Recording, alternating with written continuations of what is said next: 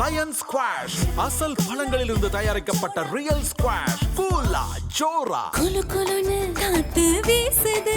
உங்கள் சத்யாவில் குளு குளு ஏசி ஆஃபர்.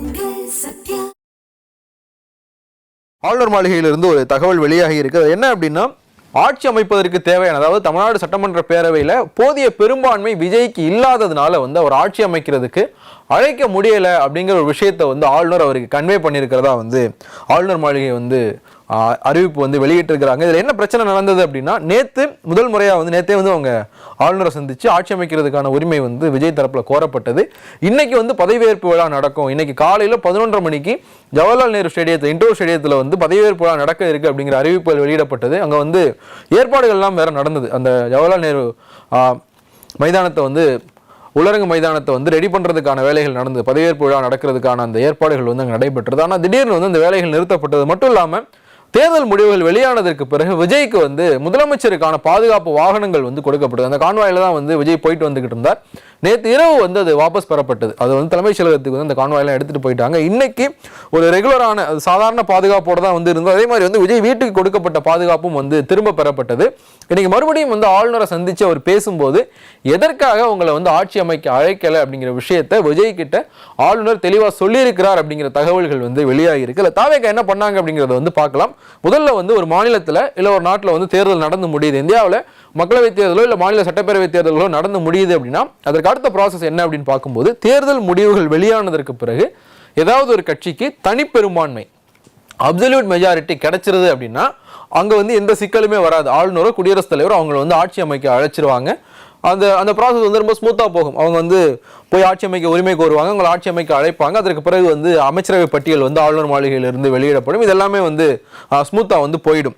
இல்லை எந்த ஒரு கட்சிக்கும் தனிப்பெரும்பான்மை கிடைக்கல அப்படின்னா, அதற்கு அடுத்த இது என்ன நடக்கும் அப்படின்னா, ஏதாவது ஒரு கூட்டணிக்கு அப்சல்யூட் மெஜாரிட்டி இருக்கா அப்படிங்கிறத பார்ப்பாங்க. ஒரு ப்ரீபோல் அலையன்ஸ்லேயே இவங்கெல்லாம் கூட்டணி சேர்ந்து போட்டிட்டோம், இவங்க எல்லோருக்கும் சேர்த்து பெரும்பான்மைக்கு தேவையான இடங்கள் இருக்குது. உதாரணத்துக்கு 2006 பார்க்கும்போது தமிழ்நாட்டில் திமுக தனிப்பெரும்பான்மை பெறல. திமுகவுக்கு கட்சியாக பார்க்கும்போது 96 இடங்கள் தான், 96 எம்எல்ஏக்கள் தான் திமுகவுக்கு இருந்தாங்க. ஆனால் கூட்டணியாக பார்க்கும்போது திமுக பெரும்பான்மை பெற்றிருந்தது. அந்த அடிப்படையில் தான் அவங்க அன்னைக்கு ஆட்சி அமைச்சிருந்தாங்க. திமுக ஆட்சி அமைச்சிருந்தது. அதற்கு அடுத்து என்ன அப்படின்னா, ஒரு கட்சிக்கும் தனிப்பெரும்பான்மை இல்லை, ஒரு கூட்டணிக்கும் தனிப்பெரும்பான்மை இல்லைன்னா, ஆளுநருக்கு இருக்கிற மூன்றாவது வாய்ப்பு அப்படிங்கிறது ஒரு தனிப்பெரும் கட்சி இருப்பாங்க இல்லையா, சிங்கிள் லார்ஜஸ்ட் பார்ட்டி. அந்த நடந்த தேர்தலில் அதிகமான இடங்களை பெற்ற கட்சியை ஆட்சி அமைக்க அழைக்கிறது அப்படிங்கிறது ஒரு விஷயம் இருக்கும். அதாவது ஒரு தனிப்பெரும் கட்சியை ஆட்சி அமைக்க அழைக்கிறது ஆளுநருக்கு இருக்கிற மூன்றாவது வாய்ப்பு. ஒரு தனிப்பெரும் கட்சி, நாங்கள் இந்த தேர்தலில் அதிகமான இடங்களை வெற்றி பெற்றிருக்கோம், மற்ற எல்லா கட்சிகளையும் விட எங்களுக்கு அதிகமான இடங்கள் இருக்கு, எங்களை ஆட்சி அமைக்க அழைப்பு விடுங்க அப்படிங்கிற விஷயத்தை கேட்கலாம். தமிழ்நாட்டில் தேர்தல் முடிவுகள் வெளியாகி 3 தினங்கள் முடிஞ்சிருக்கு. ஆனால் இப்போ வரைக்கும் இங்கே ஒரு ஆட்சி அமையாத ஒரு சூழல் இருக்கு. தமிழக வெற்றி கழகம் தனிப்பெரும் கட்சியாக வெற்றி பெற்ற போதும் அவங்களுக்கு ஆட்சி அமைக்க தேவையான அறுதி பெரும்பான்மை கிடைக்காததுனால இங்கே கவர்மெண்ட் ஃபார்ம் பண்ணுறதுல ஸ்டில் ஒரு சிக்கல் நீடிச்சுக்கிட்டே இருக்கு. அவங்க காங்கிரஸ் கட்சியினுடைய ஆதரவு பெற்றிருந்தாங்க. காங்கிரஸ் கட்சியினுடைய ஆதரவோடு சேர்த்து அவங்களுக்கு ஒரு 112 எம்எல்ஏக்களுடைய எண்ணிக்கை தான் இருக்கு. அப்படின்னாலுமே அவங்களால ஆட்சி அமைக்க முடியாத ஒரு சூழல் இங்க ஏற்பட்டிருக்கிறத பார்க்க முடியுது. இங்க என்ன சிக்கல் தாவேக்காவுக்கு அப்படிங்கிறத பார்க்கறதுக்கு முன்னாடி, ஒரு மாநிலத்தில் இப்போ ஆளுநர் மாளிகையுமே ஒரு அறிவிப்பை வெளியிட்டிருக்கிறாங்க. எதற்காக விஜயை ஆட்சி அமைக்க அழைக்கல அப்படிங்கிறது தொடர்பான ஒரு அறிவிப்பு ஆளுநர் மாளிகையிலிருந்து வெளியாகிருக்கு. நேற்று விஜய் ஆளுநரை சந்திச்சு ஆட்சி அமைக்க அழைக்கணும் அப்படிங்கிற கோரிக்கை விடுத்திருந்தார். இது தொடர்பாக பேசுறதுக்காக மூத்த பத்திரிகையாளர் திரு விஜயசங்கர் நம்மோட தொலைபேசி வேலை அணிஞ்சிருக்கார். அவர்கிட்ட பேசலாம். சார் வணக்கம். வணக்கம் சொல்லுங்க சார். ஆளுநர் மாளிகை இப்போ விஜய்க்கு பதவி பிரமாணம் பண்ணி வைக்க முடியாததுக்கான காரணங்களை சொல்லியிருக்கிறாங்க. ஏன்னா அவருக்கு போதிய பெரும்பான்மை இல்லை, சட்டமன்ற பேரவையில் போதிய பெரும்பான்மை இல்லாததுனால உங்களுக்கு பதவி பிரமாணம் பண்ணி வைக்க முடியாது அப்படின்னு சொல்லியிருக்கிறாங்க. இது அடுத்த கட்டமா எப்படி நகர வாய்ப்பு இருக்குன்னு நினைக்கிறீங்க? இப்போதைக்கு ஒன்னும் மெஜாரிட்டி அவர் மெஜாரிட்டி கிடைக்கிறது ரொம்ப கஷ்டம். இப்ப யாருமே வரமா, முன்னாடியே வருவார்கள் இல்லையா கேட்டார்ல, யாருமே வரல. கடைசியில ஆட்சி அதிகாரம் கிடைக்கும் தெரிஞ்ச பிறகு கூட காங்கிரஸ் மட்டும்தான் ஓடோடி வந்திருக்காங்க. ஒரு அகில இந்திய கட்சி இவ்வளவு அசிங்கமா ஓடோடி வந்திருக்காங்க.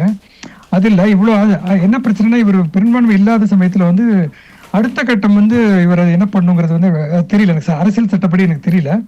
பட் என்னன்னா, அடுத்தது இவர் போஸ்ட்போல் அலையன்ஸ் ஒரு பாசிபிலிட்டி இருக்கு அப்படின்னு நினைக்கிறேன். அதாவது தேர்தலுக்கு பிறகு அவங்களுக்கு வந்து பிரபலமா இருக்காங்க. இப்ப என்ன நமக்கு நிலைமை, எதுவுமே எந்த கூட்டணியும் சரி வராது. இவர் பண்ண பெரிய தப்பு என்ன நினைக்கிறேன்னா, காங்கிரஸ் வந்து உடனே வந்தோடனே காங்கிரஸ் எடுத்துக்கிட்டது பெரிய தப்பு. இது வந்து ஒரு பெரிய டெக்னிக்கல் இஷ்யூ தான். இப்ப பொம்மை ஜட்ஜ்மெண்ட் இருக்கு. பொம்மை கேஸ்ல SR பொம்மை கேஸ் 1994 ஒரு கேஸ் நடந்தது. பொம்மை அரசை வந்து டிஸ்மிஸ் பண்ணாங்க. அப்போ வந்து பொம்மைக்கு மெஜாரிட்டி இல்லையா இருக்கா இல்லையாங்கிறது ஒரு லிஸ்ட் ஒன்று கவர்னர்கிட்ட கொடுக்குறாரு. ஆனா அது வந்து என்னன்னா, அவர் வந்து ராஜ்பவன்ல முடிவு பண்ணிட்டாரு உங்களுக்கு மெஜாரிட்டின்னு சொல்லி பிரசிடென்ட்டுக்கு ரிப்போர்ட் அனுப்பிச்சிடறாரு பொம்மை.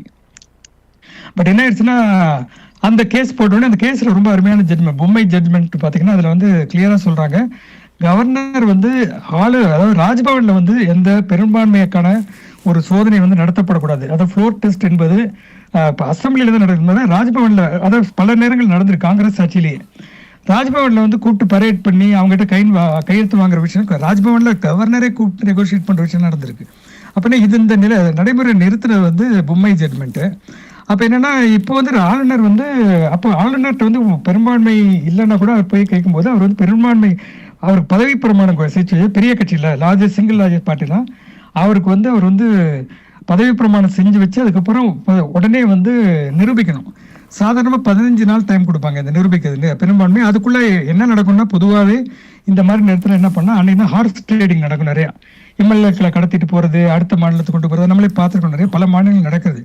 அப்படிங்கும்போது அந்த மாதிரி ஹார்ஸ் ட்ரேடிங் நடக்கிறதுக்கான வாய்ப்புலாம் இந்த மாதிரி ஒரு சிஸ்டம் வச்சு. ஆனால் என்ன பண்ணிட்டாங்கன்னா, எடியூரப்பா கேஸ் வந்து எடியூரப்பா வந்து காங்கிரஸை உடைச்சு அவர் வந்து தனக்கு பெரும்பான்மை இருக்க சொல்லி கவர்னர் போய் பார்க்குறாரு. கவர்னர் வந்து ஃப்ளோர் டெஸ்ட் பண்றாங்க.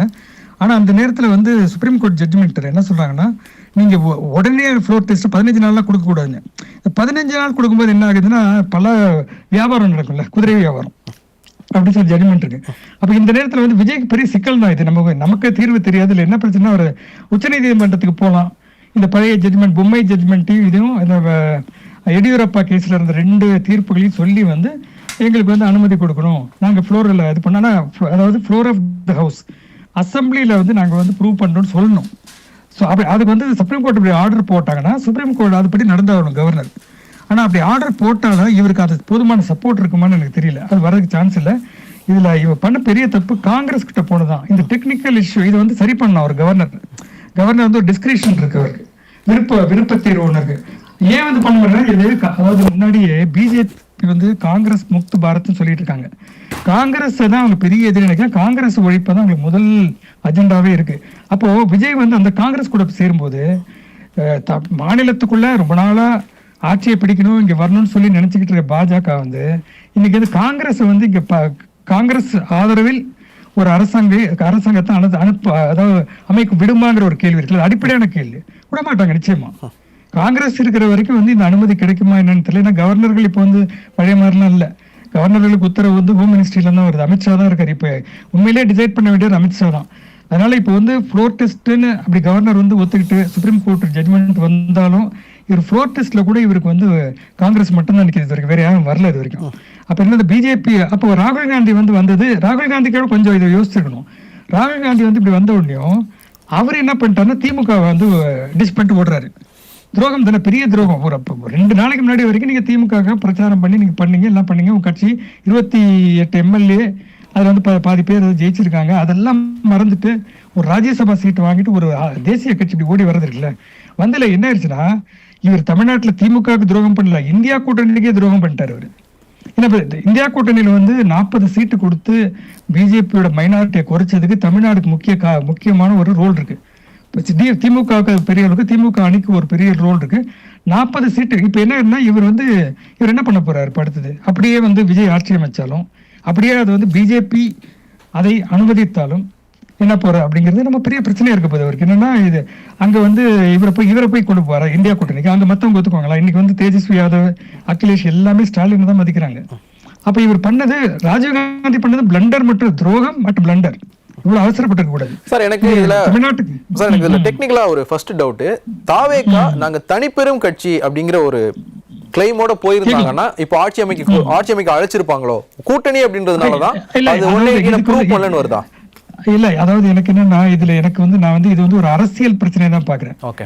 அரசியல் சட்டப்படி வந்து அவரை கூப்பிடுறதுக்கான எல்லா இதுவும் இருக்கு. அது வந்து ரிலாக்ஸ் பண்ணலாம் அந்த ரூல்லாம். மெஜாரிட்டி இல்லைன்னா கூட கூப்பிட்டு ப்ரூவ் பண்ணுன்னு சொல்லலாம். இதுல வந்து காங்கிரஸ் வந்ததுதான் தாவேக்காக பெரியது. காங்கிரஸுக்கு இது தெரிஞ்சிருக்கணும்.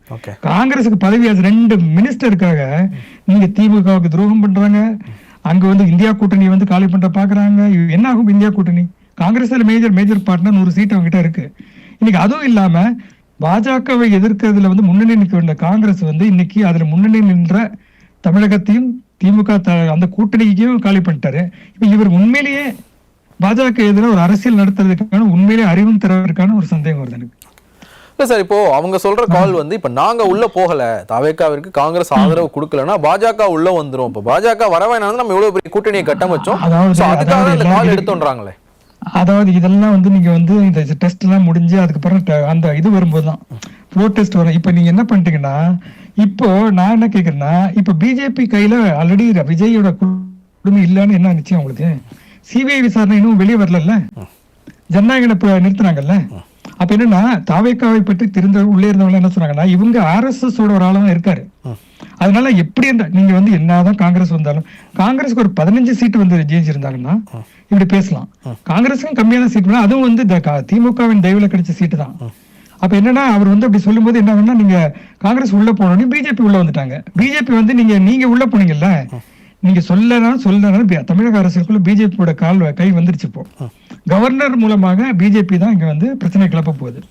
இன்னொன்னு இந்த அதிகாரிகள் எல்லாருமே வந்து பிஜேபி ஆளுங்க தான் சொல்ற மாதிரி தான் கேட்பாங்க. இப்ப சென்ட்ரல் கவர்மெண்ட் ஆளு அதிகாரிகள் தான். அப்போ வந்து இதுல வந்து விஜய் வந்து ஒரு விதத்துல பாவமா இருக்கு. என்னன்னா அரசியலே தெரியல அவருக்கு. இது வரைக்கும் வந்து அரசியல்னா வெறும் வேடையில ஏறி ஸ்டாலின் சார் வந்து ஒரு பெரிய வந்து வீர வசனம் பேசுறது மட்டும்தான், சவால் விடுறது மட்டும்தான் நினைச்சிருந்தாரு. அது இல்ல. அவர் யார போயிட்டு இப்ப யோசிக்கணும். விஜய் இன்னைக்குதான் நீங்க வந்து ஏபிசி படிக்க தொடங்கி இன்னைக்கு வந்து உங்களுக்கு அனுபவம் இல்லாத பல விஷயங்கள் வந்துருச்சு. ஆனா ஸ்டாலின் வந்து ஒரு 50 வருடங்களாக இதெல்லாம் படிச்சு ஒரு PhD வாங்கிட்டாரு. அவருக்கு நிர்வாகம் தெரியும், அரசியலும் தெரியும். நீங்க அவரை போய் சவால் விட்டது எவ்வளவு சிறுபிள்ளைத்தனம்னு இப்ப தெரிஞ்சிருச்சு. அப்படிதான் நான் பாக்குறேன். சார், இதுல அரசியலை தாண்டி நான் ஒரு 2 நாளா கவனிச்சது, எங்கேயுமே வந்து சென்னையில வந்து அங்க முக்குக்கு முக்கு நின்றுகிட்டு இருந்த போக்குவரத்து காவலர்கள் வந்து இன்னைக்கு என்னால பார்க்க முடியல. தமிழ்நாட்டுல அரசாங்கம் ஒண்ணு நடந்துகிட்டு இருக்கா? ஆனா அது நமக்கு தெரியும். நான் சென்னையில இல்ல இப்போ. பட் என்ன, இப்ப ஸ்டாலின் வந்து கேர்டேக்கர் பிரைம் மினிஸ்டர் தான். ஒரு சின்ன சந்தேகம். நேத்து வந்து 16வது சட்டப்பேரவை நேத்து கலைச்சிட்டாங்க. அந்த சட்டப்பேரவை கலைக்கப்பட்டதற்கு பிறகு caretaker chief minister Stalin continue பண்ண முடியுமா? இருக்கலாம் நினைக்கிறேன். ஏன்னா இப்போ ஒண்ணு வேணும்ல, நீங்க வந்து அடுத்த பிரசிடென்ட்ஸ் ரூல் கவர்னர்ஸ் ரூல் வர்ற வரைக்கும் வந்து அவர் இருந்தாகணும் தான் கவர்னர் அவர்கிட்ட சொல்லியிருக்காரு. நான் கேள்விப்பட்ட வரைக்கும் அப்படிதான் இருக்கு. அவர் தான் இருக்க. ஏன்னா ஒரு ஆள், ஏன்னா இது வந்து சாதாரண விஷயம் இல்ல. ஒரு நாட்டில் பிரதமரோ அதாவது அந்த இடம் வந்து வேக்கமா இருக்கக்கூடாது. கட்டிடமா இருக்கும்போது பல விஷயங்கள் நடக்கிறதுக்கு சான்ஸ் இருக்கு. முடிவெடுக்க யாரும் இல்லங்கும் போது பல விதமான விவரங்களும் நடக்கிறதுக்கு சான்ஸ் இருக்கு. இது இப்ப பிரதமர் அப்படின்னு வச்சுக்கோங்களேன், ஒரு கேப் இருந்துச்சுன்னா அந்நிய நாட்டு படையில் நடக்கும். வந்து அட்டாக் பண்ணும்போது யார் முடிவு எடுப்பாங்க? அதே மாதிரி இங்க எழும் பிரச்சனைகளுக்கு யார் பொறுப்பே இருக்குது? இன்னைக்கு அது ஒரு பெரிய பிரச்சனையா இருக்கு. கான்ஸ்டிடியூஷனல் இஷ்யூ இருக்கு. இது வந்து இப்ப கடைசியா அடுத்தது வந்து இவங்க வந்து அடுத்த பிஜேபியோட விளையாட்டு இப்படி தொடர்ந்துச்சுன்னா அநேகமா கவர்னர் பிரசிடென்ட் ரூல் ஏதாவது கொண்டு வரதுக்கு வாய்ப்பு இருக்கு. சார், இது ஒரு கான்ஸ்டிடியூஷனல் டெட்லாக் அப்படிங்கிற இடத்துக்கு நகர வாய்ப்பு இருக்கா தமிழ்நாட்டுடைய சிச்சுவேஷன்? இல்ல, அப்படிதான் இருக்கு. இப்போதைக்கு டெட்லாக் தான், கான்ஸ்டிடியூஷனல் டெட்லாக் தான் இருக்கு. ஏன்னா உங்களுக்கு வந்து மெஜாரிட்டி இல்ல. கவர்னர் வந்து அதை ரிலாக்ஸ் பண்ணி இவர் வந்து கூப்பிட்டுக்கலாம், இவர் வந்து அழைச்சு இவருக்கு வந்து சான்ஸ் கொடுத்து அதுக்கு பிறகு பெரும்பான்மை இல்லைன்னு சொன்னா அதுக்கான பிரசிடென்ட் இருக்கு. அதுல அந்த ஒரு மாற்றம் நான் சொன்னேன் 15 நாள் இருந்துச்சு முன்னாடி 2 மாசம். அதெல்லாம் கான்ஸ்டிடியூஷன் எழுதப்படல, கவர்னர் டிஸ்கஷன் மரபுதான். ஆனா 15 நாள் சொன்னது வந்து நீங்க வந்து இப்போ வந்து எடியூரப்பா கேஸ்ல வந்து 1 நாள் சொல்லிட்டாங்க. 2018 ஆமா 2018 பதிவு கூட போட்டுக்க. என்ன பிரச்சனைனா விஜய்க்கு இன்னைக்கு இதுவரைக்கும் வந்து எங்க இருந்து எந்த ஆதரவும் வரல. இப்போ அப்படியே சுப்ரீம் கோர்ட்ல வந்து எடியூரப்பா ஜட்மெண்ட் ஃபாலோ பண்ணாங்கன்னு வச்சுக்கோங்களேன், அப்ப வந்து நாளைக்கு உடனே வந்து கொடுத்து கவர்னர் வந்து கூப்பிட்டாருன்னா உடனே அடுத்த நாளே ப்ரூவ் பண்ண வேண்டியிருக்கும். திமுக கூட்டணியில இருக்கிற மற்ற கட்சிகளுக்கு இது ஒரு நெருக்கடியா? இப்ப விஜய் ஆதரிக்கலன்னா ஒரு பாஜக ஆதரவை கேட்கலாம் அப்படின்றதுனால, இல்ல ஒரு மறு தேர்தல் வரும் அப்படின்றதுனால திமுக கூட்டணியில இருக்கிற விசிக கம்யூனிஸ்டுகளுக்கு இது ஒரு நெருக்கடியா? ஆதரவு கொடுத்து இருக்கு. அவங்களுக்கு வந்து ஒரு பிரச்சனை இருக்கு. என்னன்னா இங்க வந்து பாஜக வரக்கூடாதுன்னு பண்ணாங்க. பட் காங்கிரஸ் இப்படி துரோகம் பண்ணு யாரும் யோசிக்கல. இதுல நெருக்கடி கொடுத்த விஜய் கிடையாது. மக்களும் இந்த ஓட்டு ஃபுல்லா போடாத மக்களும் காங்கிரஸ் தான் எல்லாருக்குமே நெருக்கடி கொடுத்துட்டு இருக்காங்க. அதாவது நமக்கு மட்டும், எதிர்கட்சிகளுக்கு மட்டும் இல்ல, இந்தியா கூட்டணிக்கு மட்டும் இல்ல, காங்கிரஸுக்கே ஒரு நெருக்கடி உருவாக்கிட்டாரு தலைவர் ராகுல் காந்தி. தான் பிரச்சனை, காங்கிரஸுக்கு நெருக்கடி, பெரிய நெருக்கடி. இப்ப 2 பேர் ரிசைன் பண்ணிட்டாங்க. சார் இது வந்து ஒரு பொலிட்டிக்கல் ரீசன்ஸ்னால தான் இது நடந்துகிட்டு இருக்குன்னா இன்னொரு பொலிட்டிக்கல் கொஸ்டின், ஒருவேளை அதிமுக கூட சேர்ந்து தாவேகா ஆட்சி அமைக்காத வரைக்கும் இந்த டெட்லாக் கண்டினியூ ஆக வாய்ப்பு இருக்கா? கண்டினியூ ஆகும். பட் அது வந்து கவர்னர் வந்து ரிப்போர்ட் அனுப்பணும். இங்க அப்படி வந்து டெட்லாக்ல கண்டினியூ ஆக முடியாது. he has to take a decision. அடுத்த ஃபார்மேஷன் கூப்பிடலாம் அவரு. அது நடக்குமான்னு தெரியல. அதுக்கு வந்து எல்லாரும் சேர்ந்து வரணும். ஒரு நேஷனல் கவர்மெண்ட் எல்லா கட்சிகளும் சேர்ந்து ஒரு அரசாங்கம் நடத்தலாம். நேத்து பாத்தீங்களா உங்களுக்கு பெரிய ரூமரா இருந்துச்சு, திமுக அரசு திமுக. அது வந்து இன்னும் கன்ஃபார்ம் ஆகல, அது வந்து ரூமர் தான் நினைக்கிறேன். இல்ல ஒரு 4 மணிக்கு வந்து எடப்பாடி பழனிசாமி கவர்னரை சந்திக்கிற ஒரு தகவல் வந்திருக்கா? இன்னும் 1 மணி நேரத்துல அவர் வந்து கவர்னரை சந்திக்க போறாராம். அது ரொம்ப இன்ட்ரெஸ்டிங்கா இருக்கு. அந்த நேரத்துல ஏதோ நடக்கலாம். ஓகே, இவருக்கு வந்து அதாவது நான் கேள்விப்பட்டது என்னன்னா, திமுக வெளியில இருந்து ஆதரவு கொடுக்கும், காமன் மினிமம் ப்ரோக்ராம் வச்சு பண்றதா ஒண்ணு பேச்சு இருந்து. பட் அதெல்லாம் ரூமர் தான், அதை வச்சு பேச முடியாது. பட் அவர் சந்திக்கிறாருன்னா அது ஒரு பெரிய திருப்பு முனையா இருக்கும். அப்ப வேணா நீங்க போன் பண்ணுங்க, நான் இருந்தா எடுக்கிறேன். Okay, sure sir. இணைப்புல வந்து உங்களோட கருத்துக்களை பகிர்ந்து கொண்டமைக்கு மிக்க நன்றி. நன்றி நன்றி நன்றி. ஓகே. இப்போ விஜயசங்கர் அவர்கள் சொன்ன மாதிரி வந்து ஒரு ப்ரொசீஜர் வந்து ஃபாலோ பண்ணப்பட வேண்டியிருக்கா. ஆளுநர் வந்து ஒரு தனிப்பெரும் கட்சி ஆட்சி அமைக்க அழைக்கலாம், இல்லை தனிப்பெரும்பான்மை பெற்ற கட்சி அழைக்கணும், தனிப்பெரும்பான்மை பெற்ற கூட்டணி அழைக்கலாம், இல்லை தனிப்பெரும் கட்சி அழைக்கலாம். தனிப்பெரும் கூட்டணி அப்படிங்கிற ஒரு கால் வந்து கிடையாது, கான்ஸ்டியூஷன்லையும் கிடையாது, அது வந்து நமக்கு மரபும் கிடையாது. ஆனால் இந்த நேரத்தில் வந்து கவர்னருக்கு ஒரு டிஸ்கிரிப்ஷன் இருக்குது, அவர் கவர்னர் அந்த டிஸ்கிரிப்ஷனை யூஸ் பண்ணலாம். ஆனால் கவர்னர் வந்து டிஸ்கிரிப்ஷனை யூஸ் பண்ணுவாங்க எப்பன்னா, மத்தியில் ஆளும் கட்சியாக இருக்கிற கட்சி சார்ந்து யாராவது ஒருத்தர் இங்கே பதவி ஏற்கணும் அப்படின்னா அந்த டிஸ்கிரிப்ஷன்ஸை வந்து கவர்னர் யூஸ் பண்ணுவாங்களே ஒழிய அது எதிர்கட்சிகளுக்கு சாதகமான ஒன்று வந்து கவர்னர் வந்து அந்த டிஸ்கிரிப்ஷனை யூஸ் பண்ண மாட்டாங்க. அதுவும் வந்து பொலிட்டிக்கலாக பார்த்தா, அரசியல் ரீதியாக பார்த்தா விஜய் பண்ண பெரிய தவறு அப்படிங்கிறது காங்கிரஸ் கட்சியினுடைய ஆதரவு முதல்ல போய் வாங்கினது. காங்கிரஸ் கட்சிக்கு வந்து அமைச்சரவையில் பங்கு கொடுக்க போகிறோம் அப்படின்றத காங்கிரஸை வச்சு அறிவிக்க வச்சது. காங்கிரஸை வந்து முற்றிலுமாக வந்து இங்கே அகற்றணும் அப்படிங்கிற ஒரு இதில் தான் வந்து பாஜக ஒர்க் பண்ணிட்டு இருக்காங்க. பாஜகவினுடைய லாங் டேர்ம் கோல் அப்படின்றது வந்து இங்க ஒரு காங்கிரஸ் முக் பாரத் அப்படின்றதான். இப்போ நீங்க தென்னிந்தியாவில் பார்த்தோம் அப்படின்னா கேரளாவில் வந்து காங்கிரஸ் ஆட்சிக்கு வந்திருக்கிறாங்க, கர்நாடகாவில் காங்கிரஸ் ஆட்சி நடந்துகிட்டு இருக்கு, தெலுங்கானாவில் காங்கிரஸ் ஆட்சி நடந்துகிட்டு இருக்கு, தமிழ்நாட்டிலையும் இது திமுக கடந்த முறை நடந்தது வந்து திமுகவினுடைய ஆட்சி. ஆனா இந்த இப்போ அவங்க சொல்றது வந்து காங்கிரஸ் இடம்பெறுகிற ஒரு கூட்டணி ஆட்சி இங்க ஃபார்ம் ஆகிறது வந்து பொலிட்டிக்கலி பாஜக எந்த அளவுக்கு அலோவ் பண்ணும் அப்படிங்கிற ஒரு கேள்வி இருக்கு. நீங்க பதவியேற்றதற்கு பிறகு அந்த ஆதரவை வாங்க ட்ரை பண்ணியிருக்கணும். பதவியேற்றதுக்கு தனிப்பெரும் கட்சி அப்படிங்கிற அடிப்படையில் விஜய் போய் கேட்டிருந்தாருன்னா வந்து கவர்னர் வந்து மறுத்திருக்க முடியாது, ஏன்னா அதுதான் வந்து ரூல். ஆனால் இப்போ கவர்னருக்கு வந்து ஒரு காலை வந்து இவங்களே கொடுத்துட்டாங்க, ஒரு ரூமை வந்து அவங்களே கொடுத்துட்டாங்க ஒரு விஷயம் பண்ணுறதுக்கு. ஸோ அதை பண்ணதற்கு பிறகான இந்த சிக்கல் தான் வந்து இப்போ விஜய்க்கு வந்திருக்கு. அது வந்து ஒரு பொலிட்டிக்கல் இதுவுமாவே வந்து மாறிக்கிட்டு இருக்கு. அரசியல் ரீதியாக காங்கிரஸ் பலம் பெறதை பாஜக விரும்பாததுனால தான் இவ்வளவு சிக்கலும். இன்னொரு பக்கம் ஒரு காங்கிரசினுடைய ஆதரவோட மட்டுமே வந்து இவரால் வந்து ஆட்சி அமைக்க முடியாது அப்படிங்கிறது உண்மை. காங்கிரஸ் ஆதரவு கொடுத்ததற்கு பிறகும் இன்னும் ஒரு 5-6 எம்எல்ஏக்களினுடைய ஆதரவு வந்து பாஜகவிற்கு தாவேகாவிற்கு வந்து தேவைப்படுகிறது. அதற்கு பிறகுதான் வந்து அவங்களால வந்து ஆட்சி அமைக்க முடியும். இப்போ இன்னொரு பக்கம் பார்த்தோம் அப்படின்னா திமுகவுடைய மற்ற கூட்டணி கட்சிகள், கம்யூனிஸ்டுகளாக இருக்கட்டும், விசிகாவாக இருக்கட்டும், 2 கம்யூனிஸ்டுகளுக்கு சேர்த்து 4 எம்எல்ஏக்கள் இருக்காங்க, விசிகாவுக்கு 2 எம்எல்ஏக்கள்னு 6 பேரும் இந்த பக்கம் போனாலும் அது வந்து ஒரு தின் மெஜாரிட்டியாக தான் இருக்கும், ஒரு கம்ஃபர்ட் மெஜாரிட்டியாக இருக்காது. இந்த நம்பர்ஸ் வந்து 120 வந்து தாண்டாது. ஏன்னா இப்போ வந்து 108 இடங்கள் தாவேகாவிற்கு இருக்கு. விஜய் ஒன்று ராஜினாமா பண்ணி ஆகணும், சட்டப்பேரவைக்குள்ள போறதுக்கு முன்னாடி ராஜினாமா பண்ணி ஆகணும். ஒரு தொகுதியினுடைய உறுப்பினராக தான் ஒரு சட்டப்பேரவைக்குள்ள போக முடியும் அப்படின்றதுனால அது 107 மாறிடும். காங்கிரசினுடைய 5 சேர்த்தோன்னா அது 112. இவங்க 3 பேரும் ஆதரவு கொடுத்தா அது 118 இருக்கும். 233ல் இந்த 118ல் ஒருத்தர் வந்து சபாநாயகர் ஆயிட்டா இந்த 117 பேரை வச்சு ஃப்ளோர் மெஜாரிட்டியை வந்து ப்ரூவ் பண்ணிட முடியும். சிம்பிள் மெஜாரிட்டி வந்து அங்கே ப்ரூவ் ஆகிடும். ஆனால் நீங்கள் சிம்பிள் மெஜாரிட்டி வந்து உங்களுக்கு ஆட்சியை தக்க வைக்கிறதுக்கு போதுமானதாக இருக்கும். அதே மாதிரி வந்து சபாநாயகரை தேர்ந்தெடுக்கிறது மாதிரியான விஷயங்களுக்கு வந்து சிம்பிள் மெஜாரிட்டி போதுமானதாக இருக்கும். ஆனால் அடுத்து பட்ஜெட் தாக்கல் பண்ணணும், மானிய கோரிக்கைகளை தாக்கல் பண்ணணும்.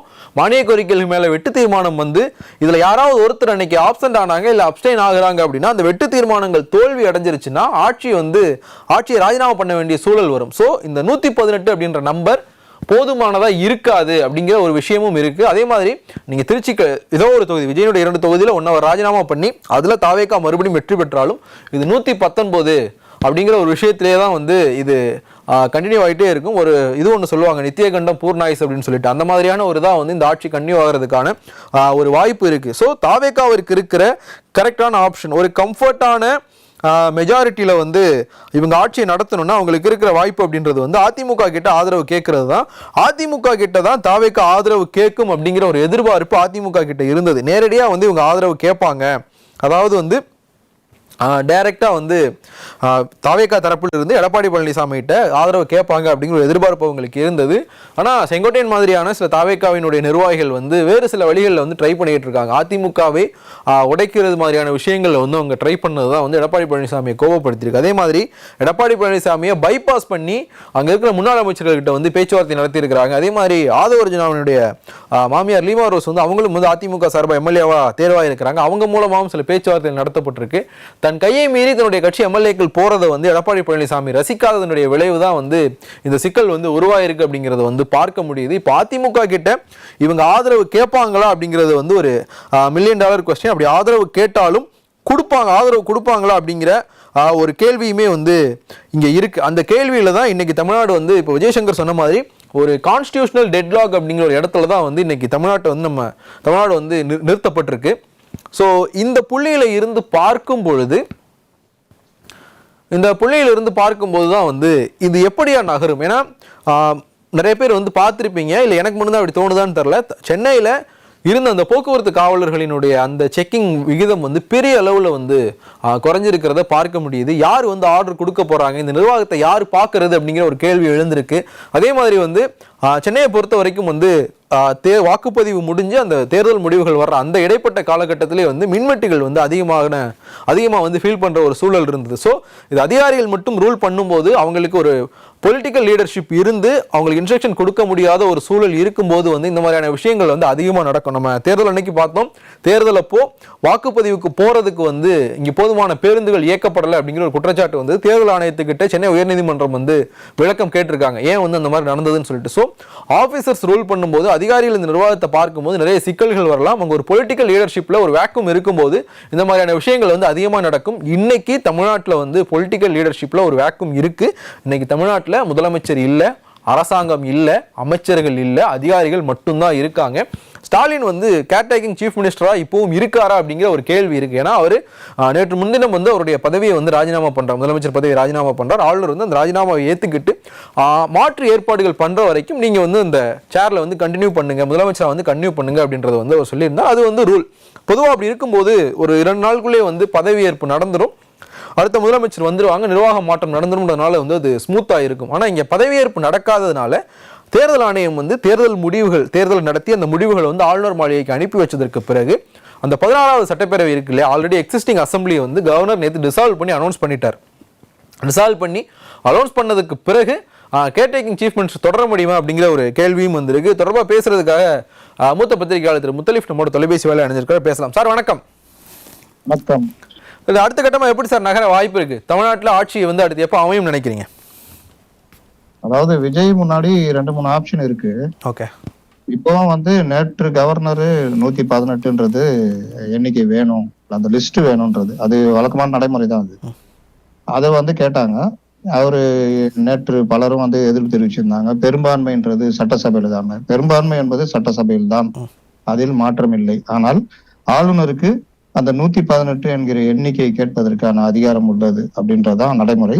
அதை அவர் கேட்டிருக்காரு. நேத்துல இருந்து இந்த தகவல் பல விஷயங்கள்ல ஓடிக்கிட்டு இருக்குது.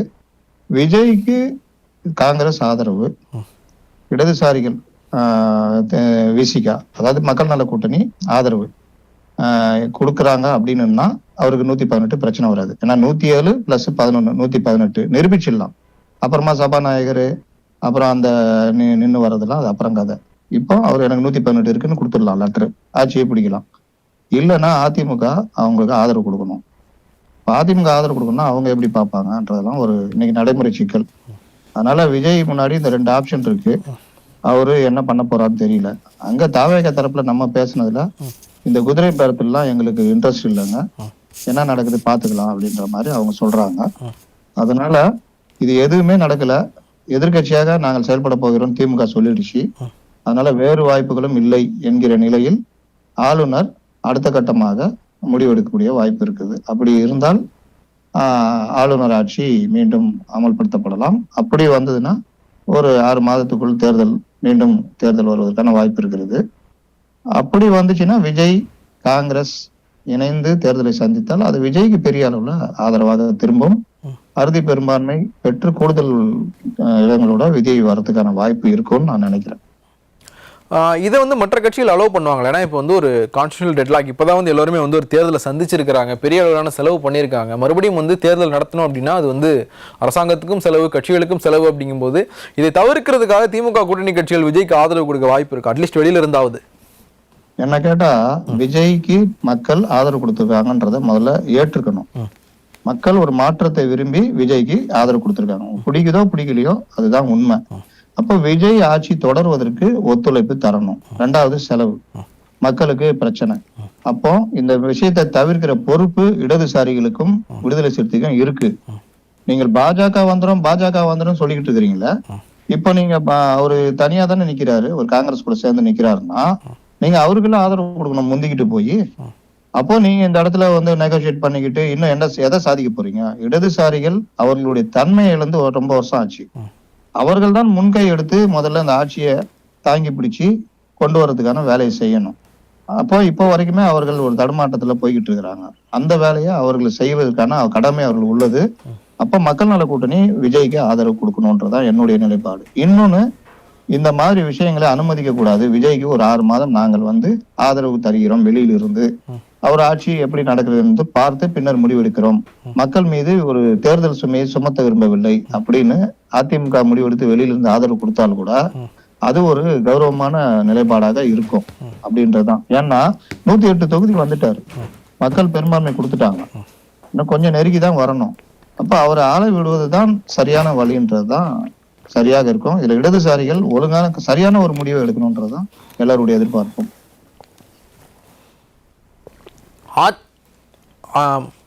எடப்பாடி பழனிசாமி வந்து ஆளுநரை சந்திக்க போறார் அப்படிங்கிற தகவல் வந்து வெளியாகிருக்கு, அது உண்மையா? எடப்பாடி பழனிசாமி ஆளுநரை சந்திப்பதற்கான அவசியமே இல்லை. ஏன்னா எதிர்கட்சி தலைவராக நாங்கள் இயங்குவோம் அப்படின்னு இன்னைக்கு முன்னாள் முதல்வர் ஸ்டாலின் திமுக தலைவர் அறிவிச்சிட்டாரு. அப்பனா நேற்று இருந்த நிலை இன்று இல்லை அப்படின்னு தான் அர்த்தம். அப்படி ஒருவேளை இருந்து 2 பேரும் சேர்ந்து ஒரு அரசை அமைப்பதாக முடிவு இருந்தால் 2 கட்சி தலைவர்களும் கூட்டாக ஆளுநரை சந்திக்கிறதுக்கான வாய்ப்பு தான் இருக்கும். அப்போ எடப்பாடி பழனிசாமி போய் சந்திக்கிறாருன்னா அது இதற்கான வாய்ப்பு இல்லை. ஒருவேளை அதிமுக ஆதரவு கொடுக்குதுன்னா அதிமுக ஆதரவு கடிதத்தோட விஜய் தரப்பு ஆளுநரை சந்திச்சு எங்களுக்கு இவ்வளவு ஆதரவு இருக்கு, அப்ப வேணா கூட்டணி கட்சி தலைவர்கள்ன்ற முறையில யாராவது ஒரு தலைவர்கள் விஜயுடன் செல்வார்கள். தனியாக போய் சந்திக்கிறதுன்றதுக்கான வாய்ப்பு இல்லை. ஒருவேளை இன்றைக்கு இருக்கிற சூழ்நிலையில தமிழக அரசியல் நிலைமை குறித்து ஒரு மூத்த தலைவராக ஆலோசனை செய்யறதுக்கு போகலாமா, அந்த மாதிரி வாய்ப்பு இருக்கான்னு எனக்கு தெரியல. இது சில பேர் உருட்டிக்கிட்டு இருப்பாங்க. இந்த மாதிரி யூகங்களுக்கு எல்லாம் நம்ம வந்து பதில் சொல்லிட்டு இருக்க சார். இப்போ அதிமுகக்குள்ள வந்து எம்எல்ஏக்கள் எடப்பாடி பழனிசாமியோட கட்டுப்பாட்டை விட்டு வெளில போயிட்டாங்க அப்படிங்கிற மாதிரியான ஒரு விஷயம் வருது, அது உண்மையா? நேற்று காலையில ஒரு நிலை இருந்தது, அதை நாம சொல்லல. அந்த கட்சியில இருக்கிறவர்களே எல்லா சேனலுக்கும் எல்லாருக்கும் போன் பண்ணி இந்த மாதிரி ஒரு முடிவு எடுத்திருக்காங்க, இப்படி போக போறாங்கன்னு அந்த நிகழ்ச்சிக்கு அந்த செய்தியை காலையில ஒரு 10-11 மணிக்கு இதை சொல்லி எல்லா சேனல்லையும் அது வந்துச்சு. மதியத்துக்கு மேல அது நிலைமை மாறியது. அனைவரும் ஒன்றுபட்டு நாம் செயல்படுவோம்ன்ற மாதிரி போனாங்க. அதற்கு பிறகு மாலையில வேற சில முடிவுகள் வந்துச்சு, அதுவும் இரவு இல்லை என்று ஆகிவிட்டது. இப்போ CV சண்முகம் ஒரு 27-28 எம்எல்ஏக்களோட அங்க ரிசார்ட்ல இருப்பதாக தகவல். அதனால இந்த பிரச்சனை வந்து ஆதரவு தர்றதுன்றது தாண்டி அதிமுகவிற்குள் உள்ள பிரச்சனையுடைய வெளிப்பாடாக தான் நம்ம பார்க்கணும். நீங்க அதிமுகலே நாளைக்கு இப்ப வந்து தாவேக்காவே நாளைக்கு மக்கள் நல கூட்டணி ஆதரவு கொடுத்து அவர் ஆட்சியை பிடிச்சாலும் இந்த பிரச்சனை அதிமுகவுக்குள் தொடரும். மழை விட்டும் தூவானும் விடாதுன்ற மாதிரி அவர்களுக்குள் ஒரு இது இருக்கு. இப்ப இந்த பரபரப்புல அதை யாரும் பெருசா பாக்கல. இது முடிஞ்சிச்சுன்னா எல்லாரும் அதை நோக்கி நகருவாங்க. தாவேக்காவிற்கு ஆதரவு கொடுக்கணும் அப்படிங்கறதுல வந்து அதிமுகவுக்குள்ள இருவேறு கருத்துக்கள் இருக்கிறதா இந்த பிரச்சனை காரணமா? அது வந்து நேற்று காலையில வந்த காரணம், ஆனா பிரதான காரணம் வேற. அதனால அதிமுக தலைமை சம்பந்தமான ஒரு பிரச்சனையை ஓடிக்கிட்டு இருக்குது. அதை எடப்பாடி எப்படி சமாளிக்க போகிறார், இவர்கள் எல்லாரும் சமாளிச்சு தன்னை கீழே வச்சு எப்படி கட்சியை அடுத்த கட்டத்துக்கு நகர்த்த போறான்றது தான் பிரதான ஒரு விஷயம். சட்டமன்ற தலைவராக யாரை தேர்ந்தெடுப்பது என்பதிலேயே அவர்களுக்குள்ள இப்ப பிரச்சனை ஓடிக்கிட்டு இருக்குது. தாவேக்காவை ஆதரிப்பது சம்பந்தமாகவும் இருவேறு கருத்துக்கள் இருக்குது. அது எப்படி போய் முடியும்ன்றது தெரியல. இன்னைக்கு ஆளுநர் விஜய்க்கு சொல்லி அனுப்பினதுனால விஜய் அடுத்த கட்டமா என்ன நடவடிக்கை எடுக்க போகிறான்னு தெரியல. ஒருவேளை விஜய் நான் வந்து உரிமை கோரப் போவதில்லை, தேர்தலை சந்திக்க விரும்புகிறேன்னா அது விஜய்க்கு லாபமா அமையும். ஏன்னா காங்கிரஸும் தாவேகாவும் சொல்ல முடியாது, விடுதலை சிறுத்தைகளும் வந்துட்டாங்கன்னா மிகப்பெரிய கூட்டணியாக தாவேகா கூட்டணி மாறிவிடும். அப்ப பெரிய அளவுல ஒரு இதை சாதிக்க முடியும் அவங்களால. அதனால எப்படி முடிவு போக போகிறன்றதை அடுத்தடுத்த நிகழ்வுல தான் நம்ம பார்க்க முடியும். தொலைபேசியில் இணைஞ்ச உங்களோட கருத்துல பரிந்து கொண்டமைக்கு மிக்க நன்றி சார். நன்றி. மற்ற கட்சிகள் கிட்ட ஆதரவு கேட்கிற தாவேகாவினுடைய முயற்சி வந்து தொடருது. ஏன்னா ஆளுநரை பொறுத்த வரைக்கும் ஒரு உங்களுக்கான பெரும்பான்மை ஆதரவோட வாங்க பதவி பிரமாணம் பண்ணி வைக்கிறேன் அப்படிங்கிற விஷயத்தை கிளியரா சொன்னதுனால இந்திய கம்யூனிஸ்ட் கட்சி ஏற்கனவே வந்து நாளைக்கு வந்து நாங்கள் கட்சியினுடைய நிர்வாக குழு கூட்டத்தை கூட்டி அறிவிப்போம் அப்படிங்கிற விஷயத்தை வந்து ஏற்கனவே சொல்லியிருந்தாங்க. இன்னைக்கு தாவேகாவினுடைய இணை பொதுச் செயலாளர் சிடிஆர் நிர்மல்குமார் இந்திய கம்யூனிஸ்ட் அலுவலகத்துக்கு போய் மாநில செயலாளர் வீரபாண்டியனை வந்து சந்திச்சு ஆதரவு நேரில் சந்திச்சு ஆதரவு கேட்டிருக்காரு. ஏன்னா வந்து இவங்க வந்து நேரில் சந்திச்சு ஆதரவு கேட்கல அப்படிங்கிற மாதிரி விமர்சனங்களும் வந்து அரசியல் களத்தில் முன்வைக்கப்பட்டது. விசிகா தலைவர் தொல் திருமாவளவன் கிட்ட வந்து விஜய் ஃபோனில் பேசி தான் ஆதரவு கேட்டார் அப்படிங்கிற விஷயம் வந்து சொல்லப்பட்டது. அதை திருமாவளவனே வந்து செய்தியாளர் சந்திப்பில் சொன்னார். தொலைபேசி வாயிலாக தொடர்பு கொண்டு எங்ககிட்ட வந்து அவர் ஆதரவு கேட்டார், அங்கே அமைச்சர் பதவிக்காக மட்டும் இந்த ஆதரவு கொடுத்துட முடியாது அப்படிங்கிற மாதிரியான ஒரு விஷயத்தை வந்து திருமாவளவன் சொல்லியிருந்தார். ஸோ இந்த 3 கட்சிகளும் வந்து தாவேகா பக்கம், அதாவது தாவேகாவிற்கு ஆதரவு கொடுக்கறதுக்கான வாய்ப்புகள் வந்து அதிகமாக இருக்குது. ஏன்னா இப்போ ஒரு தேர்தல் வர்றதை வந்து உடனடியாக யாரும் வந்து விரும்ப மாட்டாங்க. ஒரு அரசு இல்லாத சூழலில் வந்து இங்கே நிறைய சிக்கல்கள் வரும். ஆளுநர் ஆட்சி கீழே போகும்போது இங்கே ஏற்கனவே இருக்கிற திட்டங்கள் வந்து தொடருமா அப்படிங்கிற ஒரு பெரிய கேள்வி இருக்குது. ஸோ ஆளுநர் ஆட்சிக்கு வந்து இங்கே ஆளுநர் ஆட்சியின் கீழே வந்து மாநிலம் போகிறதையோ இல்லை இன்னொரு தேர்தல் நடக்கிறதே வந்து அரசியல் கட்சிகள் பெரும்பாலும் விரும்ப மாட்டாங்க. இன்னைக்கு திமுக தலைவர் ஸ்டாலின் வீட்டில் நடந்த அந்த ஆலோசனை கூட்டத்திலுமே வந்து இந்த விஷயங்கள் பேசப்பட்டதாகவும் வந்து தகவல்கள் வெளியாயிருக்கு. ஏன்னா இன்னைக்கு வந்து விடுதலை சிறுத்தைகள் கட்சியினுடைய தலைவர் தொல் திருமாவளவன், அதே மாதிரி சிபிஐ தலைவர்கள் வந்து ஸ்டாலினை சந்திச்சு ஆலோசனை நடத்தியிருக்காங்க அவருடைய வீட்டில். ஸோ இந்த ஆலோசனைகள்லையும் இந்த மாதிரியான விஷயங்கள் பேசப்பட்டிருக்கலாம் அப்படிங்கிற தகவல்கள் வந்து வெளியாகிருக்கு. ஒருவேளை வந்து இவங்க ஸ்டாலின் கிட்ட சொல்லிட்டே கூட வந்து இந்த ஆதரவு கொடுக்கலாம், அமைச்சரவையில் பங்கெடுத்து ஆதரவு கொடுக்க போகிறாங்களா இல்லை வெளியிலேருந்து ஆதரவு கொடுக்க போகிறாங்களா அப்படிங்கிற ஒரு கேள்வி வந்து ரொம்ப முக்கியமான ஒன்று. ஏன்னா ஆல்ரெடி சொன்ன மாதிரி வந்து இந்த 3 கட்சிகளும் அங்கே போய் ஆதரவு கொடுத்தாலும் இந்த மெஜாரிட்டி அப்படின்றது ரொம்ப தின் மெஜாரிட்டியாக இருக்க போகுது. பல விஷயங்களில் வந்து இது பிரச்சனையை உண்டாக்குறதுக்கான வாய்ப்பு அதிகம். ஸோ வந்து அதிமுகவோட வந்து கூட்டணி வைக்கிறதுக்கான முயற்சிகள் வந்து எடுக்கப்படுறதுக்கும் வாய்ப்பு நிறையா இருக்குது. தொடர்பாக பேசுறதுக்காக அரசியல் விமர்சகர் ஜெகதீஸ்வர் நம்மளோட தொலைபேசி வாயில இணைஞ்சிருக்கார். சார் வணக்கம். வணக்கம். இந்த டெட்லாக் வந்து எப்போ ரிலீஸ் ஆகும்னு நினைக்கிறீங்க? இது இன்னைக்கு அடிப்படை பிரச்சனை என்னன்னு கேட்டீங்கன்னா பெரும்பான்மை இல்லை அப்படிங்கறதான். ஆனா அதே நேரத்தில் ஆளுநர் செய்வது நியாயமான்னு கேட்டீங்கன்னா கண்டிப்பா நியாயம் இல்லை, அது எல்லாருக்குமே தெரியும். எல்லாருக்கும் வந்து அதுக்கு நிறைய முன்னுதாரணங்கள் இருக்கு. பட் மையமான பிரச்சனை என்னன்னு நினைக்கிறேன்னா, ஜனநாயகன் ஏன் ரிலீஸ் ஆகல அப்படிங்கிற அதே காரணம் தான் இதற்கு வந்து காரணமாக இருக்க முடியும். காங்கிரஸ் எப்படி வந்து காங்கிரஸ் ஜனநாயக அதை வந்து விஜய் தரப்பு புரிஞ்சுக்கிட்டாங்களா இந்த நிமிஷம் வரைக்கும்ங்கிறதே பெரிய குழப்பமா தான் இருக்கு. உங்களோட படத்தையே ரிலீஸ் பண்ண விட மாட்டேங்கிறாங்க. என்ன காரணம்? நீங்க காங்கிரஸ் கூட காட்டிய நெருக்கம். இப்ப அதே காங்கிரஸை கூப்பிட்டு நீங்க வந்து சட்டமன்றம் மட்டுமல்ல, பாராளுமன்றம், ராஜ்யசபா, உள்ளாட்சி தேர்தல் எல்லாத்துலயும் நாங்க தொடர்ச்சியா சேர்ந்து பயணிப்போம், நீங்க ஒரு கடிதத்தை வாங்குறீங்க, அந்த கடிதத்தை நீங்க ஏத்துக்கிறீங்க அப்படின்னா பாஜக அதை எப்படி பார்ப்பாங்க? ஏன்னா அவங்கள பொறுத்த வரைக்கும் 2029 நாடாளுமன்ற தேர்தலில் சவுத்ல வந்து சில சீட்ஸ் எதிர்பார்க்கிறாங்க. ஏற்கனவே வந்து கேரளா வந்துருச்சு, கர்நாடகா ஏற்கனவே இருக்கு, தெலுங்கானா இருக்கு. அப்ப ஆந்திரா மட்டும் தான் பாக்கி, ஆந்திரா தமிழ்நாடு. அப்ப அந்த இடங்கள்லையும் ஒட்டுமொத்தமாக விஜய் வந்து எல்லா இடங்களையும் அவருக்கு இருக்கிற ஒரு வீச்சுனால அவரும் வலிமை பெறதான் வைப்பார். ஒட்டுமொத்தமாக பாஜக பார்வை என்பது விஜய் வந்து வளரக்கூடாது, விஜய் வந்து வீழ்த்த வேண்டிய சக்தி அப்படிதான் சொல்லி பார்ப்பாங்க. அப்ப அதுதான் பிரதானமான காரணம். அப்ப அவ்வளவு எளிதாக விஜய் ஆட்சி அமைக்க விட மாட்டாங்க அப்படின்னு தான் நான் நினைக்கிறேன். நிறைய பேர் என்ன சொல்றாங்கன்னா, கம்யூனிஸ்ட் இல்ல விசிகவோ ஏன் வந்து அவங்களுக்கு இன்னும் தடுக்கிறாங்க, ஏன் அவங்கள போய் ஹெல்ப் பண்ண மாட்டேங்கிறாங்க? நீங்க காங்கிரஸ் வந்து இப்பதான் கம்யூனிஸ்ட கேரளால வீழ்த்திருக்காங்க. ஏற்கனவே வந்து நம்ம எல்லாருக்கும் தெரியும், இங்க எல்லாருமே ஒரு விமர்சனம் வைப்பாங்க, அது எப்படி நீங்க கேரளால அடிச்சுக்குவீங்க, சேர்ந்துக்குவீங்களாங்கிறது. இப்ப மறுபடியும் திமுக இருந்தாங்க, அது இந்தியா கூட்டணிங்கிற பேர்ல அது இருந்துச்சு. அப்ப விஜய்கிட்ட போகும்பொழுதும் காங்கிரஸ் கூட சேர்ந்துதான் கம்யூனிஸ்டும் போவாங்களா அப்படிங்கும்போது கம்யூனிஸ்டுக்கு ஒரு யோசனை வரலாம். இரண்டாவதாக விசிக்கு இருக்கிற சிக்கல் என்பது, தேர்தலுக்கு முந்தைய நிறைய பேர் சொன்னது யாருடைய வாக்குகளை விஜய் பிரிக்கிறார் என்று சொல்லும் பொழுது வந்து தலித்தோட வாக்குகளை பிரிக்கிறார் வட மாவட்டங்கள்ல. அதை இன்னைக்கு கிட்டத்தட்ட டேட்டாவும் ப்ரூவ் ஆயிருக்கு நினைக்கிறேன். எனக்கு 1 year ஓட்ஸ் டிஸ்டர்ப் ஆனிச்சோ, அதை தாண்டி தலித் ஓட்டு டிஸ்டர்ப் ஆயிருக்கான பெருசா தலித் ஓட்டு டிஸ்டர்ப் ஆயிருக்கு. அப்ப திருமாவளவன் அவர்கள் என்னுடைய வாக்குகளை தான் விஜய் எடுத்திருக்காரு. அப்ப அதே விஜய்கிட்ட போய் நான் சரண்டர் ஆவேன்னு அவருக்கு ஒரு பார்வை இருக்கலாம். அப்ப அதனால அவரும் போய் சேருவதில் அவங்க எல்லாரும் வந்து நீங்க மக்களுக்காக செய்யுங்க, அது செய்யுங்க, இது சொன்னாலும் எல்லாருக்கும் தன்னோட கட்சி இருப்புங்கிறது முக்கியம், கட்சி முக்கியம், கட்சி நலன் முக்கியம். அப்ப அதுதான் காரணமா இருக்கு தவிர திமுக தலைவர் சொல்றாரு ஸ்டாலின் வந்து போகக்கூடாதுன்னு சொல்றாரு அப்படின்னு இந்த கதைகள் எல்லாம் தேவையற்ற கதைகள்னு பார்க்கின்ற ஒண்ணு. இன்னொன்னு டி.கே. இளங்கோவனோட பேட்டி இப்ப பார்த்தேன். அவர் சொல்றாரு நீங்க திமுக எப்படிங்க ஆசை இருந்தாலும் ஆட்சி அமைக்க, அதெல்லாம் சும்மா யூகங்களாக போயிட்டு இருக்கு, அதற்கான வாய்ப்பு எல்லாம் இல்லைன்னு சொல்லிட்டாரு. ஸ்டாலின் அவர்கள் நாங்க எதிர்கட்சியா செயல்படும் சொல்லிட்டாரு. உதயநிதி ஸ்டாலின் எதிர்கட்சியா செயல்படும் சொல்லிட்டாரு. அதற்கு பிறகு இந்த தேவையில்லாத இந்த குழப்பங்கள் அவசியமற்றது நினைக்கிறேன். போற போக்கு பார்த்தா அநேகமாக பிரசிடென்ட் உள்ள போய் முடிஞ்சிருமோன்னு கூட எனக்கு சில நேரம் தோணுது. என்ன நடக்குன்னு பொறுத்து தான் பார்க்கணும். இல்ல இது அதிமுகவோட தாவேக்காவை சேர்த்து ஆட்சி அமைக்க வைக்கிறதுக்காக தான் இந்த விஷயங்கள்லாம் நடக்குதுன்னு எடுத்துக்கலாமா? அதுக்கு ஒரு பொலிட்டிக்கல் சான்ஸ் இருக்க தானே செய்யுது. இல்லையே, அதுலயுமே வந்து ஒரு தெளிவு இல்லையே. ஏன்னா கே.பி. முனுசாமி வந்து தெளிவா சொல்லிட்டாரு நாங்க ஆதரிக்க மாட்டோம்னு சொல்றாரு. லீமா ரோஸ் வித்தியாசமா ஒண்ணு சொல்றாங்க, எடப்பாடி பழனிசாமி ஆட்சி அமைப்பதற்கு விஜய் உதவணும்னு சொல்றாங்க. அவங்களுடைய பேச்சை எப்படி புரிஞ்சுக்கிறது? அவங்க தான் விஜய் தரப்புல பேசிட்டு அவங்க சொல்றாங்க. அவங்க விஜய் தரப்புன்னு சொல்றது விஜய்கிட்ட பேசுறாங்களா இல்ல தன் மருமகிட்ட பேசுறாங்களாங்கிறது தெரியல, யார்கிட்ட பேசுறாங்க அப்படிங்கிறது.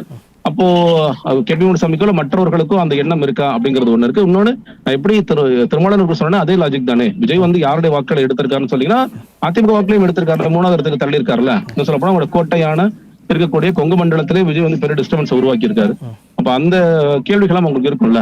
மறுபடியும் தங்களுடைய வெற்றியை பார்க்கணும், தங்களுடைய கட்சியை மீட்கணும்னு அவங்க யோசிப்பாங்களா, இல்ல நம்ம விஜய்கிட்ட போய் நம்ம அவங்களுக்கு அவுட் சைட் சப்போர்ட் கொடுக்கலாம்னு யோசிப்பாங்களா அப்படிங்கிற ஒரு கேள்வி எல்லாம் இருக்கு. நீங்க வந்து இன்னைக்கு இருதரவு அரசியல்ங்கிறது இல்லாம போனாலும் இது மறுபடியும் அந்த அரசியல் நோக்கி போகணும் தான் திமுக அதிமுக யோசிப்பாங்கன்னு நினைக்கிறேன்.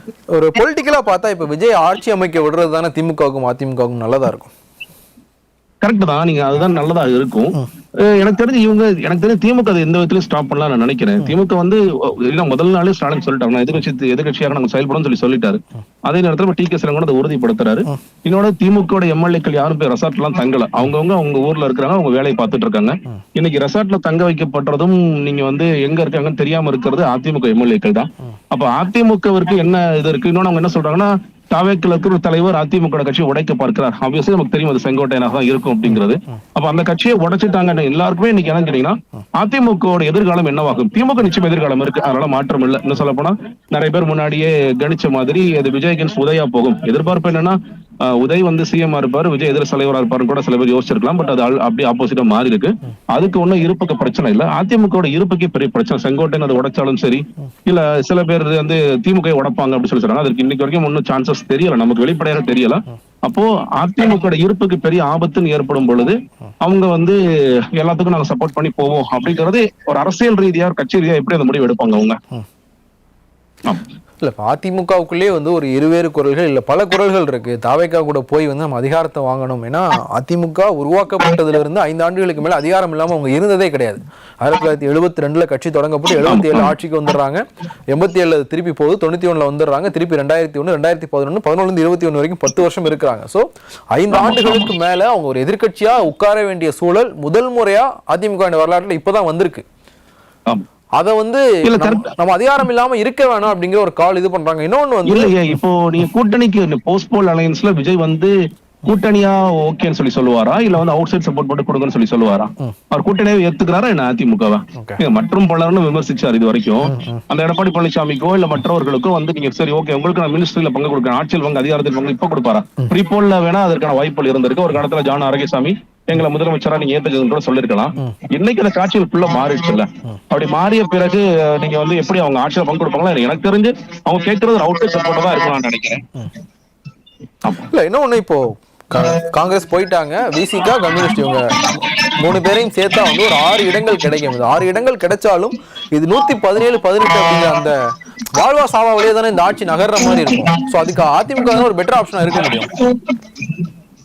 அதிமுக பெட்டர் ஆப்ஷனா தான் இருக்கு. பட் அந்த அதிகாரத்தை வந்து பகிர்ந்துக்கிறதுக்கு விஜய் தயாரா இருக்காரா? ஏன்னா இன்னைக்கு ஒரு சிக்கல் என்ன கேட்டீங்கன்னா இவங்களுக்கு பொலிட்டிக்கல் இன்எக்ஸ்பீரியன்ஸ் இருக்குன்னு நமக்கு தெரியும். அதிமுக தாவேக்காக்கு இருக்குன்னு தெரியும். இன்னைக்கு கடிதம் எழுதுறதுல கூட அவங்களுக்கு எவ்வளவு குழப்பறாங்கிறத பாக்குறோம். 108 சொல்லணும், இல்ல 180 113 போய் சொல்றாங்க. பெர்சன்டேஜா நாங்க மெஜாரிட்டி அப்ரூவ் பண்ணிருக்கோம்னு சொல்றாங்க. அப்ப நீங்க அதிமுக மினிஸ்ட்ரிக்குள்ள விட்டீங்கன்னா விஜய் வந்து அது நடக்க போல தெரியல. நான் ஒரு கிளீன் கவர்னன்ஸ் கொடுப்பேன், ஊழல் இல்லாத ஆட்சி கொடுப்பேன்னு சொல்றதெல்லாம் அதெல்லாம் எந்த அளவுக்கு சாத்தியமா இருக்கும்? அப்ப ஊழல் கரைப்படைந்தவரோட சேர்த்துதான் விஜய் ஆட்சி அமைக்கிறாருங்கிறதே. ஏன்னா எனக்கு தெரிஞ்ச வரைக்கும் எல்லா கூட்டணியும் ட்ரை பண்ணாங்க, எதுவுமே நடக்காதப்பதான் விஜய் தனிச்சு போனாரு. ஆனா இன்னைக்கு தனிச்சு போனதான் பெரிய சாதனையா பேசிட்டு இருக்காங்க. இப்ப தனிச்சு போயிட்டோம், போஸ்ட் போடல வந்து நாங்க ஊழல் கட்சியோட சேர்ந்துக்கிறோம் சொல்றது, அதை எப்படி மக்கள் பார்க்கணும் கேள்வியும் இருக்குல்ல. அவுட் சைட் சப்போர்ட்னா okay, but outside support கொடுக்கறதுல அதிமுக நீங்க சொல்ற மாதிரி எந்த லாபமுமே கிடையாது. அது எது கொடுக்கணும்னு அவங்க கேள்வி கேட்பாங்க. நான் அதுக்கு நான் பேசாம இருந்துட்டு போயிடும் அவங்க நினைப்பாங்க. விஜய் வந்து கூட்டணியில பங்கு கொடுக்க போறாரா அப்படிங்கிற பெரிய கேள்விதான் அதெல்லாம். இல்ல இன்னொரு விஷயம் வந்து இந்த விஜய்க்கான கான்வாய் வந்து கொடுக்கப்பட்டு திருப்பி வாங்கப்பட்டது, இதுல வந்து அதிகாரிகள் கொஞ்சம் அவசரப்பட்டாங்களோ? அதிகாரம் அப்படிதான் நமக்கு தோணுது. ஏன்னா இப்போ சும்மா ஒரு ஜோக்கா பேசிட்டு இருந்தாரு, இப்ப அந்த வண்டி எங்கப்பா விட்டுறது அப்படின்னா ஸ்டாலின் வீட்டுல விடணுமா இல்ல எடப்பாடி வீட்டுல விடணுமா, எங்க விட்டுறது தெரியல, செட்டுக்கே வண்டி எடுத்துட்டு வந்துருக்க, பேசாம யார் ஆட்சி வைக்கிறான் அப்புறம் பாத்துக்கலாம் அப்படிங்கிற மாதிரி. அவங்க வந்து ஏன் அவசரமா இதை கொடுத்தாங்க, அவர் முதலமைச்சர் ஆவாரா ஆகலையான்னு தெரியாம அவசரப்பட்டு ஏன் கொடுத்தாங்கிறதும் தெரியல, ஏன் இப்ப அதை விளக்கிட்டாங்கிறதும் தெரியல. அந்த முடிவுகளை வந்து உண்மையிலே புரிஞ்சுக்க முடியல, நிச்சயமா அவசரம் தான் பட்டிருக்காங்க அவங்க. தொலைபேசி வாயில அணிஞ்ச கருத்துக்களை உங்களோட பரிந்து கொண்டமைக்கு மிக்க நன்றி ஜெகதீஸ்வரன்.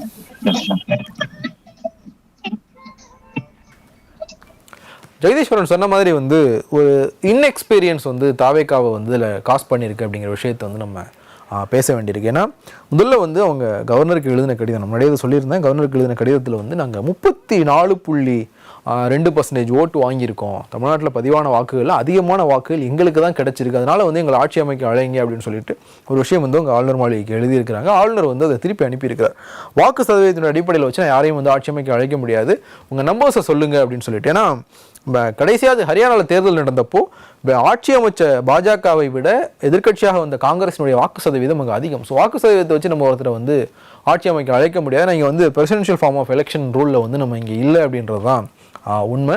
அதற்கு பிறகு அவங்க நம்பரை சொன்னப்போ தனிப்பெரும் கட்சின்னு சொல்லியிருக்கணும். தனிப்பெரும் கட்சின்னு சொல்லியிருந்தா அவங்க கவர்னரை வந்து கார்னர் பண்ணுறதுக்கு ஒரு வழி ஏற்பட்டிருக்கும். ஆனால் இப்போ கவர்னருக்கு ஒரு வாய்ப்பை வந்து அவங்களே உருவாக்கி கொடுத்துருக்காங்க. அதற்கு பிறகு அதிகாரிகள் வந்து கவர்னரே வந்து கேள்வி கேட்டிருக்கார், எந்த அடிப்படையில் வந்து விஜய்க்கு அந்த கான்வாய் வந்து கொடுத்தீங்க, முதலமைச்சருக்கான அந்த கான்வாய் வந்து விஜய்க்கு வந்து எந்த அடிப்படையில் வந்து கொடுக்கப்பட்டது, அதே மாதிரி வந்து ஜவஹர்லால் நேரு ஸ்டேடியமில் வந்து நீங்கள் எந்த அடிப்படையில் வந்து பதவியேற்பு விழாவிற்கான ஏற்பாடுகளை பண்ணீங்க, யார் வந்து அந்த பதவியேற்பு ஏற்பாடுகளை பண்ண சொல்லி இன்ஸ்ட்ரக்ஷன் கொடுத்தது அப்படிங்கிற ஒரு கேள்வி வந்து ஆளுநர் அரசு உயரதிகாரிகள்கிட்ட வந்து கேட்டிருக்கார், தலைமைச் செயலாளர்கிட்டலாம் வந்து கேட்டிருக்கார். தலைமைச் செயலாளரும் டிஜிபியும் நேற்று வந்து விஜய் கிட்ட வந்து ஆலோசனை நடத்தியிருந்தாங்க. ஸோ இந்த விஷயங்கள்லாம் எப்படி நடந்தது அப்படிங்கிற ஒரு கேள்வியும் வந்து ஆளுநர் முன் வச்சிருக்கா. ஸோ அதிகாரிகள் அவசரப்பட்டிருக்காங்களா இல்லை அரசியல் சாசன சட்டப்படி இந்த விஷயங்கள் வந்து சரியாக நடக்காமல் இருக்கா அப்படிங்கிற ஒரு பெரிய குழப்பம் வந்து தமிழ்நாட்டில் ஏற்பட்டிருக்கு. தமிழ்நாட்டுக்கான வாய்ப்பு வந்து 2 வாய்ப்பு இருக்குது. ஒன்று, மற்ற கட்சிகளோட ஆதரவோட தாவேக்கு ஆட்சி அமைச்சு விஜய் முதலமைச்சராக பதவி ஏற்பது, இல்லை யாருமே ஆட்சி அமைக்கிறதுக்கு இங்கே போதுமான பெரும்பான்மை இல்லைன்னு சொல்லிட்டு கவர்னர் ஆட்சி 6 மாதத்தில் வந்து இருக்கிறது. ஸோ 6 மாதத்தில் கவர்னர் ஆட்சி இருக்கிறத விட விஜய் ஆட்சி அமைக்க அலோவ் பண்ணுறது அப்படிங்கிற ஒரு இடத்துக்கு தமிழ்நாட்டில் இருக்கிற மற்ற கட்சிகள் வந்து நகர்றதுக்கான வாய்ப்புகள் தான் அதிகமாக இருக்குது. இன்றைக்கும் திமுக தலைவர் ஸ்டாலின் வீட்டில் நடந்த ஆலோசனையிலையுமே அந்த விஷயங்கள் வந்து பேசப்பட்டிருக்கலாம் அப்படிங்கிற தகவல்கள் வந்து வெளியாகிக்கிட்டு இருக்கு. ஸோ தமிழ்நாடு கவர்னர் ஆட்சிக்கு போய் ஒரு கான்ஸ்டியூஷனல் டெட்லாக் அப்படிங்கிற ஒரு இடத்துக்கு போக போதா, இல்லை இந்த டெட்லாக் எல்லாம் வந்து ஃப்ரீயாகி தமிழ்நாட்டில் ஒரு அரசாங்கம் அமைய போகுதா அப்படிங்கிற ஒரு கேள்வி தான் வந்து இங்கே வந்து ரொம்ப பிரதானமான ஒரு கேள்வியா இப்போ வரைக்கும் இருக்கு. லயன் ஸ்குவாஷ் அசல் பழங்களிலிருந்து தயாரிக்கப்பட்ட ரியல் ஸ்குவாஷ் ஃபுல்லா ஜோரா குளு குளுன்னு காத்து வீசுது. உங்கள் சத்யாவில் குளு குளு ஏசி ஆஃபர். சத்யா